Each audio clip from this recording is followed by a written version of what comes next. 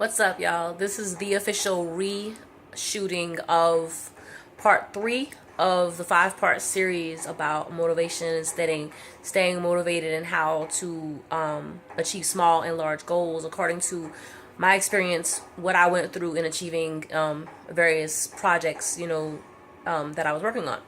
And the reason why I had to reshoot the video is actually available in a special edition that I just did to explain it because it was necessary, I felt. So if you want to look at why I had to reshoot it, go ahead and check out the video that says I accidentally deleted part 3. It'll explain why for those that are interested. But to get back on track, I'm going to try to recapture what I explained the first time that I recorded the segment.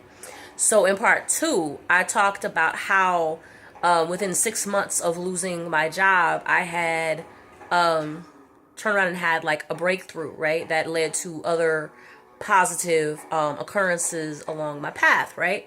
So basically, it started with me finding a job in a niche area that really suited me well.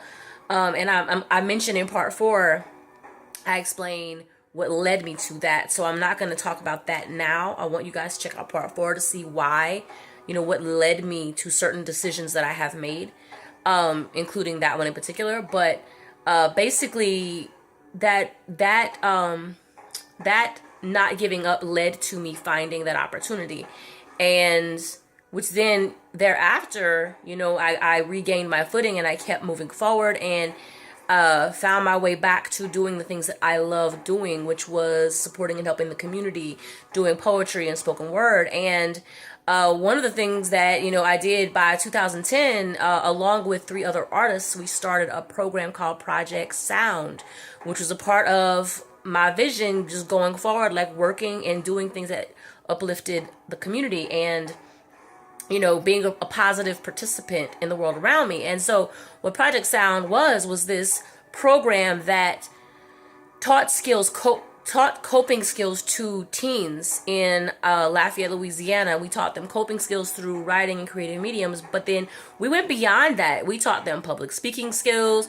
We taught them about collaboration in a group, how to make an action plan, how to see a project to completion, how to do conflict resolution in the process of all of this, because they were required to work toward an ultimate goal, to work as a team, to be supportive and develop that network and that unity. These are all these skills that we all know as adults that you really need in life. And so that was part of our vision. We wanted to see this future generation move forward with those skills, and that was part of our vision, and we saw it through.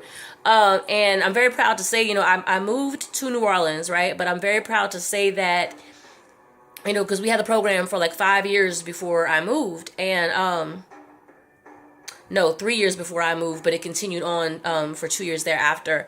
But that beyond that, one of the original founders, along with me, she's continuing the work, and she has the program called Lyrically Inclined, which I encourage people in the Lafayette area to check out because she's continuing that work.